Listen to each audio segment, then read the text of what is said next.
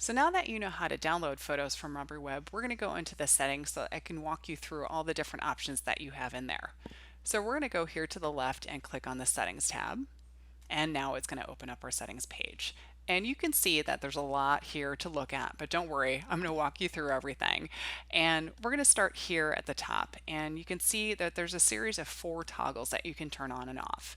So starting with the top one here where it says Launch App when computer starts.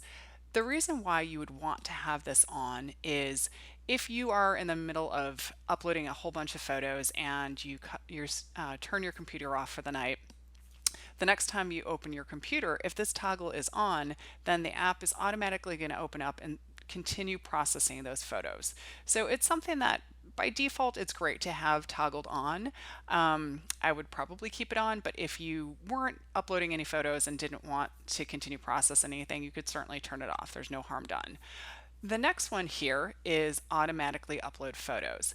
And the reason why you may want to have that turned on is, let's say you are somebody who has kind of a master folder that you use to put photos into. So let's say you take lots of photos with maybe a DSLR camera, or maybe even you're constantly scanning things and you just kind of want to dump that into like a main folder and then you want to sort it all out later on.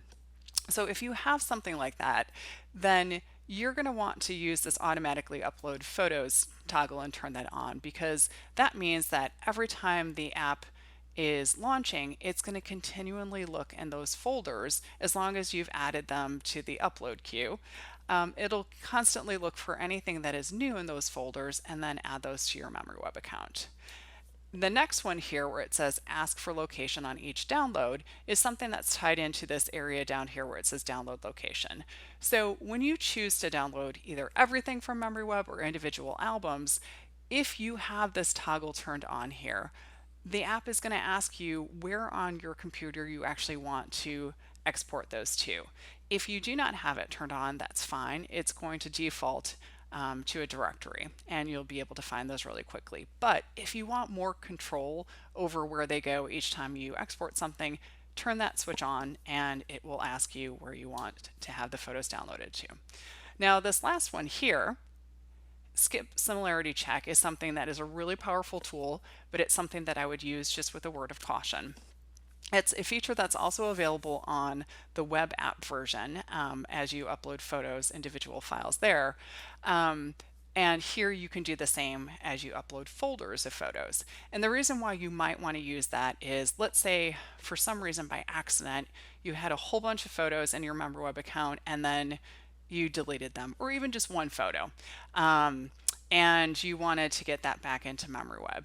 You wouldn't be able to take the exact same photo and put it in there right now because our similarity check would actually flag it and not upload another copy. Even though it had been deleted, it would have noted that it had been previously uploaded and would still consider it a duplicate.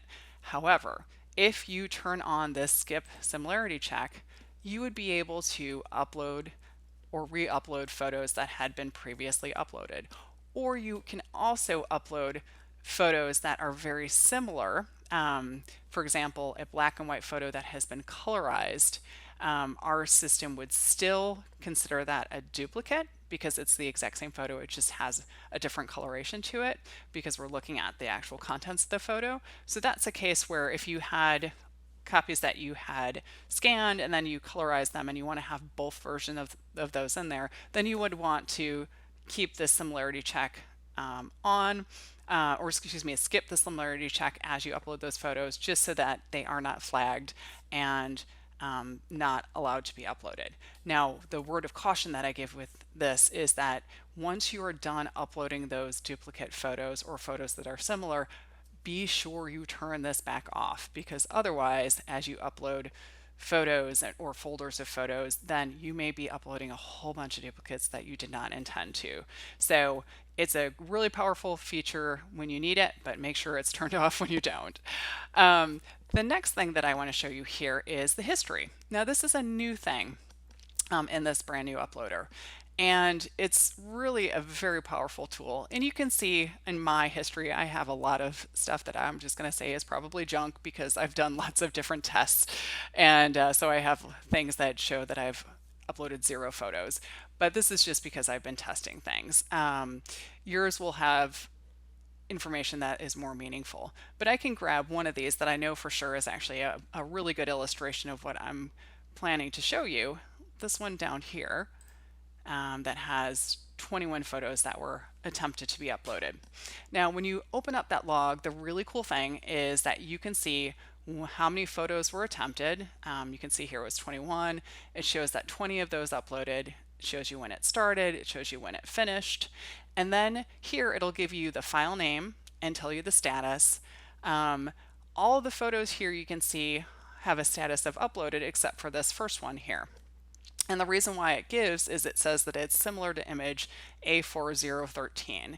And something that's really cool that you can do is if you want to spot check this and see if it really is a duplicate, you can go in and say, I want to click on that and I can see, okay, this is a fishing trip of my husband's grandfather. I can see that. Now it says that it's similar to this other photo here. So I'm going to find that down in the list. So this A13 right here. And I'm going to click on that one. And sure enough, it is the exact same photo. So this is a great example of our similarity check catching something that was a duplicate and only uploading one. So I'm going to click here and go back, and then you can see that log again. So that's just a quick overview of the functionality that you can find inside the desktop uploader. I hope that this was helpful. And if you have any questions, feel free to contact us at contact@memoryweb.me, and happy uploading.